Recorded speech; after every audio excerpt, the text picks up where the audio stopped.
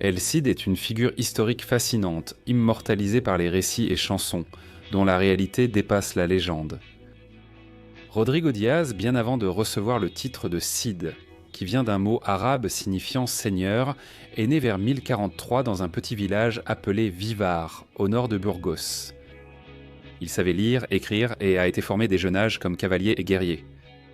Il a grandi sous le règne du roi Fernando Ier de Léon de Castille, un grand conquérant dont nous parlons en détail dans une vidéo précédente. Rodrigo, issu d'une famille chevaleresque, a grandi avec Sancho, fils aîné du roi Fernando, auquel il était très dévoué. Lorsque Sancho lui-même est devenu roi, il a récompensé son fidèle ami Rodrigo en le nommant commandant de son armée. Durant le court règne de Sancho, Rodrigo figurait parmi les hommes les plus puissants du royaume. Après la mort prématurée de Sancho, Rodrigo continua à servir le nouveau roi, le frère de Sancho, Alphonse VI de Léon de Castille. Rodrigo est un homme instruit, qui s'occupait souvent des affaires juridiques pour son roi. En 1075, Alphonse récompensa le Cid par un mariage prestigieux avec l'une de ses propres parentes, Dame Ximena. Ainsi, à la fin des années 1070, Rodrigo semblait être en pleine ascension. Mais sa situation à la cour d'Alphonse allait changer radicalement. Dernièrement, Alphonse VI nourrissait de sérieux desseins sur la taïfa maure de Tolède. Tolède fut longtemps une importante source de tribut pour Léon de Castille, mais la région connaissait de graves troubles. Des factions maures se disputaient un peu le pouvoir, obligeant Alphonse VI à intervenir pour maintenir sa marionnette, Al-Qadir, sur le trône. Cependant, le règne d'Al-Qadir était instable, et il avait peu de contrôle sur les nombreuses bandes mauresques belliqueuses qui parcouraient son territoire. Début été 1081, un groupe de bandits, morts à quitter le territoire tolédan, est entré en Castille et a attaqué le château de Gormaz. Le Cid répondit en rassemblant une armée, en traversant les terres tolédanes et en ravageant la campagne. Les actions de Rodrigo ici ont longtemps intrigué les historiens. Il savait qu'Al-Qadir n'aurait jamais ordonné ce raid, et une attaque castillane sur ces terres embarrassait le roi de Léon Castille, qui recevait un important tribut de Tolède pour sa protection. Le roi Alphonse ne pouvait ignorer cette faute et dut exiler Rodrigo. Ainsi le Cid partit vers l'est de la péninsule, où il accomplirait avec le temps des exploits qui rendraient son nom immortel. Le Cid s'exila en 1081 avec quelques chevaliers. Ces hommes combattaient et s'entraînaient avec Rodrigo, qui en avait fait une force puissante. Le Cid était un homme ouvert d'esprit, et selon Ibn Bassam, une source maure hostile, il appréciait la littérature. On dit que des livres étaient étudiés devant lui. On lui lisait les exploits des anciens héros de l'Arabie. Et lorsque l'on arrivait à l'histoire de Mohalab, il était saisi de joie et exprimait toute son admiration pour ce héros. Le Cid alla d'abord en Catalogne chrétienne, où le comte de Barcelone refusa son aide. De là, il se rendit à Saragosse maure, où il fut bien accueilli par l'émir Al-Multamin. Al-Multamin se sentait menacé par son frère et voisin Al-Hayyib, qui régnait sur Lérida et Tortosa, et convoitait Saragosse elle-même. Ainsi, Al-Multamin pouvait tirer un grand profit d'un guerrier distingué en exil comme El Cid. À l'été 1082, Al-Hayyib s'allia au roi Sancho d'Aragon et au comte Berenguer Ramon de Barcelone, tous deux voulant étendre leur influence sur Saragosse. Avec le soutien de ses alliés chrétiens, Al-Hayyib envahit le territoire de son frère. Rodrigo organisa une défense efficace, renforçant les châteaux-clés et dirigeant une coalition de chrétiens et de maures contre les envahisseurs. Les deux armées s'affrontèrent près de Tamarit et le Cid gagna une victoire remarquable. Rodrigo captura même le comte de Barcelone en personne, un prisonnier des plus prestigieux. Le Cid revint en triomphe à Saragosse, où Al-Multiman lui réserva un accueil de héros. Le comte de Barcelone, honoré après sa capture, fut libéré puis rentra chez lui. Le Cid servit Al-Multiman 4 ans de plus. À plusieurs reprises, il déjoua les tentatives d'Al-Hayyib, roi d'Aragon, et du comte de Barcelone contre Saragosse. En 1084, Rodrigo était l'une des figures les plus prestigieuses à la cour d'Al-Multiman, un commandant indispensable dans l'armée. En servant Saragosse, Rodrigo agissait encore au profit de son ancien seigneur, le roi Alphonse VI, qui percevait depuis longtemps un tribut de cette ville et se voyait comme son suzerain. En bloquant l'Aragon et Barcelone, il défendait les intérêts de Léon. C'est un aspect intéressant de l'exil du Cid. Il a toujours conservé une certaine loyauté envers le roi Alphonse malgré leurs relations tendues. En 1085, lors du siège de Saragosse par Alphonse, Rodrigo refusa d'aider Almodomène à défendre la ville. En 1085, Alphonse VI roi de Léon et de Castille atteignait le sommet de sa puissance. Avec Tolède, son royaume atteignait le cœur de l'Espagne et était prêt à s'étendre vers les régions musulmanes d'Al-Andalus. Les émirs qui gouvernaient dans les cités-États musulmanes du sud de l'Espagne, appelées taïfas, reconnaissaient leur incapacité à contrer la puissance d'Alphonse et firent donc appel aux Almoravides d'Afrique du Nord pour obtenir de l'aide. Alors, qui étaient un de ces Almoravides ? Les Almoravides étaient une secte berbère militariste respectant strictement les principes fondamentaux de l'islam. Leur chef était une figure austère et énigmatique, Youssouf ibn Tachfin. Contrairement aux émirs musulmans raffinés d'Espagne qui vivèrent dans le luxe, Youssouf était un guerrier robuste du désert. La rigueur de Youssouf inspirait une forte loyauté à ses partisans. Sous son commandement, les Almoravides ont conquis le Maroc et l'ouest de l'Algérie, dominant une grande partie de l'Afrique du Nord. Youssouf et ses hommes refusaient pieux la richesse et le luxe qu'ils jugeaient enchâteler corrupteurs des villes musulmanes, et prônaient une tenue simple.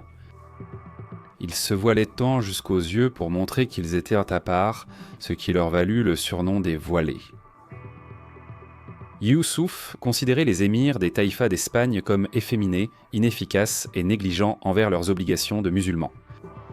Pourtant, les émirs espagnols préféraient risquer la conquête par les Almoravides plutôt que de laisser la péninsule ibérique aux chrétiens. Al-Mutamid, émir de Séville, déclara préférer garder les chameaux pour les Almoravides que s'occuper des porcs pour Alphonse VI. Youssouf ibn Tachfin répondit favorablement à l'appel des royaumes de Taïfa d'Espagne. Il ne voulait pas sauver les émirs des Taïfas, mais cherchait à étendre son pouvoir en péninsule ibérique pour le bien de l'islam. Rassemblant une armée immense, Youssouf débarqua à Algésiras en juillet, environ un an après qu'Alphonse VI eut conquis Tolède. À Séville, Youssouf appela toute l'Espagne islamique à s'unir contre Alphonse VI. Les émirs de Séville et de Grenade répondirent à l'appel et rejoignirent l'armée nord-africaine. Cette coalition musulmane avança alors sur Badajoz. Youssouf voulait avant tout expulser les chrétiens de Tolède. Pendant ce temps, Alphonse VI assiégeait Saragosse, la plus au nord des grandes cités musulmanes de Taïfa. À l'annonce de l'invasion almoravide, Alphonse abandonna le siège et rassembla ses troupes. Il demanda de l'aide à Sanche Ier, roi d'Aragon, qui envoya des troupes aragonaises. Début automne, les chrétiens marchèrent au sud pour contrer l'avancée almoravide. Le 23 octobre 1086, les armées chrétiennes et musulmanes se sont affrontées à la bataille de Sagrajas, au nord-est de Badajoz. L'armée d'Alphonse comptait environ 2500 hommes, composée d'environ 750 cavaliers lourds, plus environ 750 cavaliers légers, moins expérimentés, et environ 1000 fantassins. La coalition musulmane était 3 fois plus nombreuse que les forces chrétiennes, mais Alphonse VI comptait sur sa cavalerie lourde pour briser l'ennemi et obtenir une victoire rapide. Au début, les forces chrétiennes ont anéanti l'avant-garde musulmane par plusieurs charges de cavalerie. Youssouf plaça les forces des émirs espagnols devant, gardant ses Almoravides en réserve. Finalement, Youssouf a lancé ses hommes en formation serrée au rythme des tambours de guerre. La cavalerie chrétienne, épuisée par une journée de combat, commença à reculer. Alphonse vit les troupes musulmanes envahir son camp et son armée risquait d'être encerclée par un ennemi supérieur en nombre. Le roi Alphonse ordonna la retraite, entraînant une marche combattante des forces chrétiennes jusqu'à la nuit. Lors de la bataille, Alphonse fut blessé au mollet, laissant une cicatrice osseuse retrouvée 9 siècles plus tard par des chercheurs. L'armée chrétienne se replia d'abord à Coria, à 125 km au nord-est, puis à Tolède, où Alphonse prépara la ville à un possible siège. Environ la moitié de l'armée chrétienne fut détruite. Les Almoravides décapitèrent les chrétiens morts et envoyèrent leurs têtes dans les villes d'Al-Andalus pour annoncer la victoire. Malgré ce succès, Youssouf ne conquit ni Tolède ni aucun territoire chrétien. Alphonse VI était toujours en position de force et organisa une solide défense de Tolède. Les Almoravides avaient également subi de lourdes pertes, et Youssouf ne semble pas avoir eu les effectifs nécessaires pour envisager une attaque contre Tolède. Il se retira vite en Afrique du Nord. Le roi Alphonse, désespéré, cherchait de l'aide contre ce nouvel ennemi. Il laisse gracier le Cid, même si leur relation était restée orageuse des années. Le roi autorisa le Cid à détenir, par droit héréditaire, toutes les terres qu'il pourrait conquérir sur les Maures à l'est. Le Cid partit vers la taïfa maure de Valence, cible privilégiée des Almoravides. Là-bas, Rodrigo s'établit comme protecteur d'Al-Qadir, émir de Valence et marionnette de longue date d'Alphonse VI. Cependant, à Valence, Edvey et Rocokror, les nobles morts étaient non écœurés par l'obéissance d'Al-Qadir aux chrétiens. Ils demandèrent aux Almoravides de venir occuper la ville. À ce moment-là, les Almoravides contrôlaient pratiquement toutes les régions mauresques de l'Espagne, appelées Al-Andalus, y compris les grandes villes de Cordoue, Séville et Grenade. Pendant ce temps, les Maures de Valence se sont révoltés en octobre 1092. Al-Qadir, l'émir fantoche, tenta de fuir, déguisé en femme, mais fut capturé par les nobles morts et exécuté le 28 octobre. Le Cid n'était pas prêt à laisser Valence tomber sans résistance aux mains des Almoravides. En juillet 1093, il assiégea et bloqua la ville, piégeant les rebelles à l'intérieur. Les Maures de Valence étaient alors dans une situation désespérée, mais résistèrent près d'un an. Affamés, les Maures se rendirent le 15 juin 1094 et le Cid entra triomphalement à Valence. Préoccupé par la sécurité, le Cid expulsa une partie de la population maure de Valence, distribuant leurs biens comme butin à ses troupes. Il les remplaça par des Mozarabes, des chrétiens qui vivaient sous la domination maure dans les faubourgs, qu'il considérait comme plus loyaux envers lui. Les Maures autorisés à rester à Valence pouvaient continuer à pratiquer leur foi et conserver leurs biens, à condition de verser un tribut à El Cid en tant que leur seigneur. Avec son épouse Donia Chimène et ses enfants, le Cid s'installa dans l'Alcazar, le grand palais forteresse de Valence. Le Cid serait monté avec sa famille au sommet de la plus haute tour pour admirer la ville qu'il gouvernait ensemble. L'exploit de Rodrigo était stupéfiant. Au cœur du territoire maure, contre toute attente, il avait conquis une principauté indépendante. La question était maintenant de savoir combien de temps le Cid pourrait maintenir cette position précaire. La chute de Valence horrifia le monde maure presque autant que la chute de Tolède 9 ans plus tôt. Youssouf ibn Tachfin, souverain des Almoravides, envoya son neveu Muhammad à la tête d'une armée africaine, renforcée par des contingents andalous, avec l'ordre explicite de chasser le Cid de Valence. En septembre 1094, les Almoravides avancèrent sur Valence. Le Cid demanda de l'aide au roi Alphonse VI de Léon-Castille ainsi qu'au roi Pierre Ier d'Aragon, mais tous deux étaient fortement occupés par d'autres affaires et ne purent envoyer aucune aide immédiate. Le Cid et sa petite armée étaient seuls. Ainsi Rodrigo regroupa ses forces.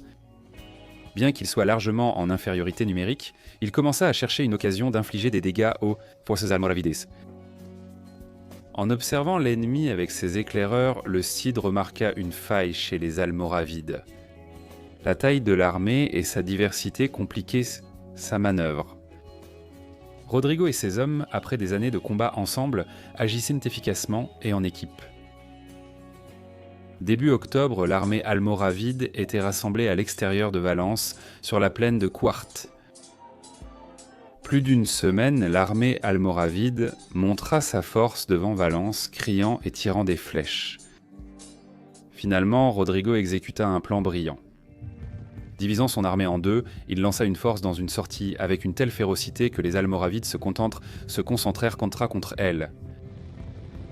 En parallèle, le Cid mena discrètement sa deuxième force par une porte secondaire de Valence et attaqua le camp ennemi. Comme Rodrigo l'avait prévu, la grande armée almoravide réagit lentement à cette surprise. Rodrigo et ses chevaliers semèrent la panique jusqu'à la déroute totale de l'armée almoravide. La victoire fut totale. El Cid occupa le camp almoravide et distribua ses trésors à ses hommes. La bataille de Cuarta fut la première défaite subie par les Almoravides depuis leur arrivée sur la péninsule ibérique. En novembre 1096, le roi Pedro Ier d'Aragon conquit Huesca, ce qui lui permit de rejoindre El Cid pour des opérations conjointes contre les Almoravides. Lui et le Cid décidèrent d'unir leurs armées et de renforcer le château frontalier sud de Benicadal, situé entre Atiba et Dénia. Rodrigo lui-même avait restauré ce château en 1091, car il protégeait l'accès sud de Valence, ce qui le rendait stratégiquement crucial. El Cid et le roi Pedro, en route vers le sud, rencontrèrent l'armée almoravide menée par Muhammad ibn Tashfin, neveu du célèbre Youssouf ibn Tashfin. Quelques années plus tôt, le Cid avait vaincu Muhammad lors de la bataille de Guarta. En sous-effectif, le Cid et le roi ravitaillèrent le château, puis partirent en vite vers l'est, visant la côte méditerranéenne et le territoire valencien au nord. Mais Muhammad, déterminé à les intercepter, fit marcher son armée rapidement pour les déjouer. Lorsque Pedro et le Cid arrivèrent enfin devant Bayronne, ils trouvèrent dans les forces almoravides occupant les hauteurs près de la mer. Des navires almoravides étaient aussi venus par leur port à Almeria. El Cid et le roi d'Aragon trouvèrent leurs troupes coincées entre la cavalerie berbère sur les hauteurs et la côte, d'où les archers almoravides les bombardaient de flémards et de flèches. C'était une situation désespérée, mais le Cid savait bien que leur seule chance était de se battre. Il chevaucha parmi ses troupes, prononça un discours enflammé et leur ordonna de se préparer au combat. La stratégie de Rodrigo était audacieuse et brillante. Le Cid mena les chevaliers chrétiens dans une charge soudaine contre le centre des Almoravides. Ce mouvement si audacieux était totalement inattendu. Muhammad, stupéfait, observa en silence la petite cavalerie chrétienne attaquer son armée. Mais l'attaque du Cid fut si féroce que, contre toute attente, les hommes de Muhammad cédèrent. Le centre almoravide céda. La division de Muhammad subit de lourdes pertes. À la mi-journée, les Almoravides étaient en déroute, de nombreux survivants tentant de rejoindre leurs navires à la nage, finissant noyés. Le Cid et Pedro avaient remporté une victoire totale, anéantissant pratiquement l'armée de Muhammad. De retour à Valence, sur le temps chargé de butin, ils louaient Dieu pour leur victoire. Depuis qu'ils avaient vaincu le roi de Castille à la bataille de Sagrajas en Pan, les Almoravides étaient les principaux ennemis des royaumes chrétiens d'Espagne. À nouveau, El Cid prouva que cet ennemi n'était pas invincible et sa victoire fut largement célébrée. De façon fatidique, l'un des chevaliers présents à Bayronne était le frère cadet du roi Pedro, Alfonso, le futur roi Alfonso, le batailleur d'Aragon qui conquérirait un jour Saragosse. Aucun doute que le jeune Alfonso apprit beaucoup ce jour-là du légendaire cavalier espagnol Rodrigo Diaz de Vivar, El Cid. El Cid continuerait à régner à Valence jusqu'à sa mort, le 10 juillet 1099, 5 jours avant que les premiers croisés, loin en Palestine, ne conquièrent dans Jérusalem. À sa mort, l'avenir de Valence fut incertain, son fils unique Diego étant déjà mort contre les morts. Jimena, la veuve de Rodrigo, femme d'une incroyable force et détermination, régna à sa place. Mais en 1101, les Almoravides assiégèrent de Valence pendant 7 mois. Jimena envoya une demande urgente d'aide au roi Alphonse VI. Lorsque Alphonse s'avança vers la ville, les Almoravides se retirèrent, mais Alphonse conclut que Valence était trop éloignée du reste de l'Espagne chrétienne pour être défendable à long terme. Ainsi, le roi évacua les chrétiens de la ville avant de mettre le feu à toute la cité. Jimena revint en Castille avec l'armée d'Alphonse, ramenant le corps de son mari pour l'enterrer sur sa terre natale. Les ruines incendiées de Valence furent réoccupées et reconstruites par les Almoravides. La ville resta aux mains des Maures jusqu'à ce qu'elle soit reconquise par Jacques Ier d'Aragon au XIIIe siècle. La carrière d'El Cid est l'une des aventures les plus marquantes de l'époque médiévale. De serviteur du roi de Léon Castille à capitaine mercenaire pour l'émir de Saragosse, puis prince de Valence, il fut l'un des plus grands hommes de guerre de son temps. Ses victoires durant la Reconquista ont fait de lui une grande légende de la poésie et du chant médiévaux. El Cid. Aujourd'hui, son nom est synonyme de chevalerie espagnole.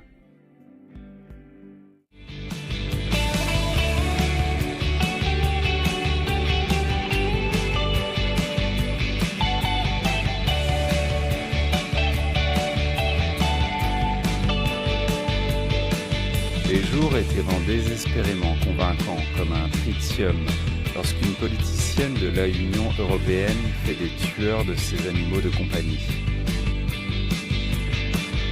Elle se maquille les lèvres d'un framboise pâle. Oh, ces jours-là!